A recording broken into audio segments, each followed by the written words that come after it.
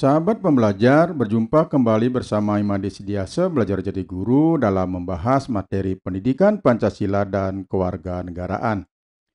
Pertemuan kita kali ini kita akan membahas materi kelas 9 bab 4 keberagaman masyarakat Indonesia dalam bingkai Bhinneka Tunggal Ika.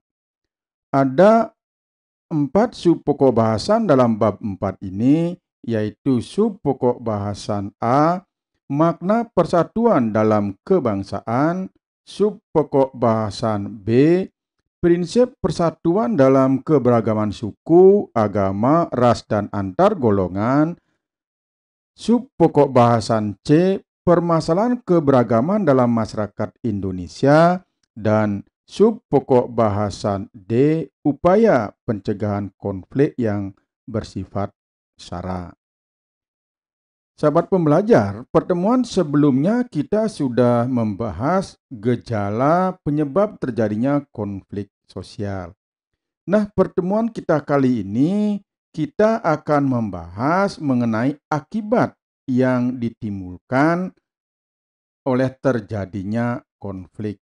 Konflik yang terjadi dalam masyarakat merupakan gejala sosial. Apabila masyarakatnya itu beragam. Ada yang berpendapat bahwa konflik senantiasa akan ada dalam masyarakat. Hanya yang berbeda adalah ruang dan waktunya. Sulit menemukan di mana masyarakat tanpa konflik sepanjang masa.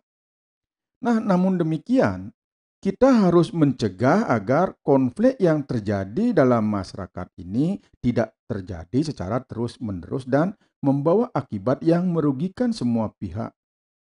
Konflik dalam masyarakat memiliki akibat, baik secara positif maupun negatif. Apakah nanti akan menimpa perseorangan maupun kelompok. Salah satu akibat positif konflik ini adalah kuatnya hubungan solidaritas kelompok. Kemudian yang kedua, kuatnya hubungan antar kelompok. Tetapi di balik dampak positif ini ada dampak negatifnya. Yang pertama adalah perpecahan dalam masyarakat. Perpecahan ini merupakan akibat nyata dari konflik yang terjadi di dalam masyarakat. Kerukunan masyarakat ini akan terganggu akibat konflik yang terjadi.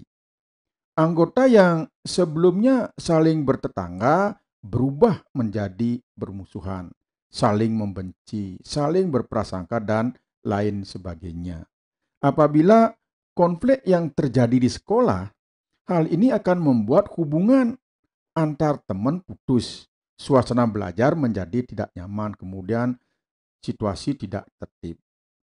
Kemudian yang kedua, kerugian harta benda bahkan korban nyawa.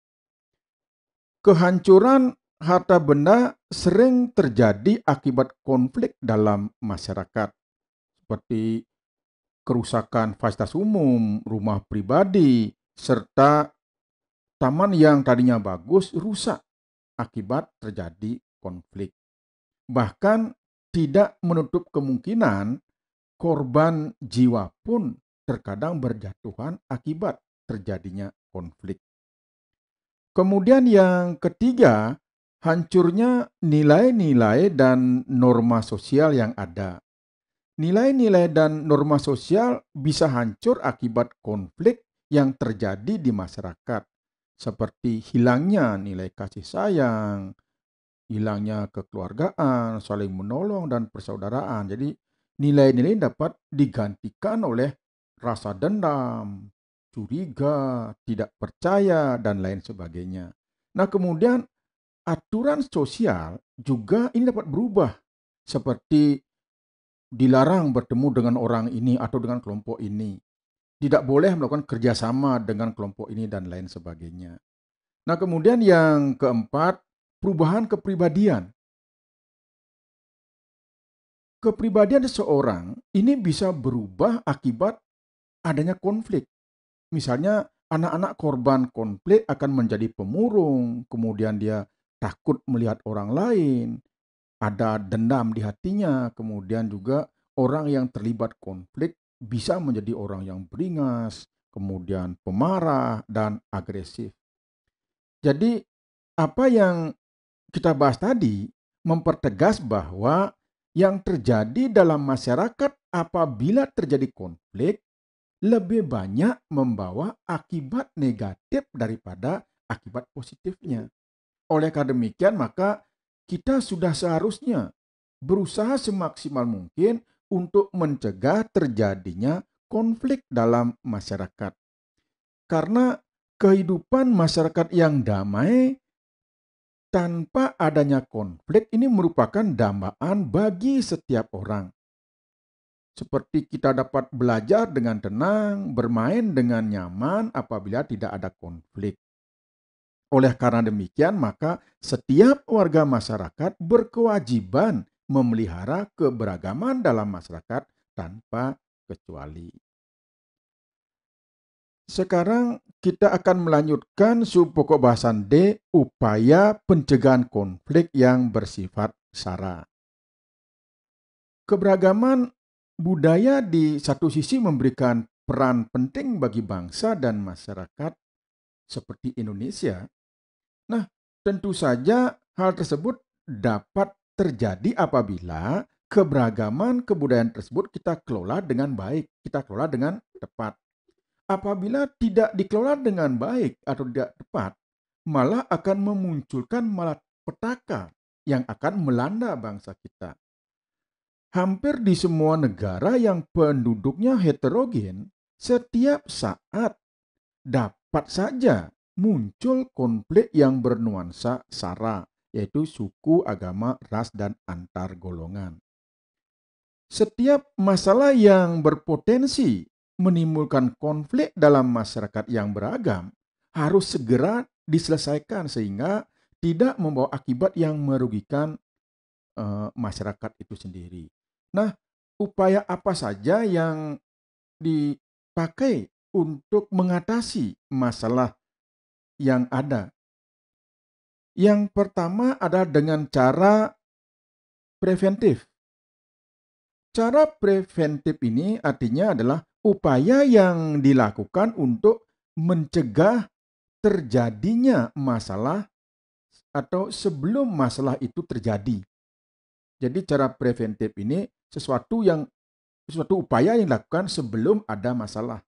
Jadi hal ini dapat dilakukan dengan mengembangkan sikap toleransi, bekerja sama, latihan bersama, dan lain sebagainya. Ini adalah cara preventif, sehingga jangan sampai terjadi konflik di masyarakat. Kemudian yang kedua, cara represif, yaitu upaya mengatasi masalah pada saat masalah itu terjadi atau setelah terjadi masalah, seperti dilakukan dengan penangkapan, kemudian pembubaran paksa, dan lain sebagainya. Yang ketiga, ada cara yang disebut dengan kuratif. Kuratif ini merupakan upaya tindak lanjut atau penanggulangan akibat masalah yang terjadi atau akibat konflik yang terjadi. Cara ini ditempuh bertujuan untuk mengatasi dampak dari masalah konflik itu. Misalnya, bagi korban-korban kerusuhan diadakan pendampingan. Kemudian dilakukan perdamaian atau diupayakan kerjasama antar kelompok yang berkonflik tadi dan lain sebagainya. Kemudian yang keempat, selain upaya yang kita lakukan tadi sebelumnya, ada upaya yang keempat yaitu menyelesaikan konflik di masyarakat dilakukan dengan mengembangkan sikap saling menghargai, sikap saling menghormati atas keberagaman yang terjadi di masyarakat. Jadi keberagaman ini adalah suatu hal yang tidak bisa terhindarkan. Oleh karena demikian, maka kita wajib menghormati, wajib menghargai keberagaman tersebut.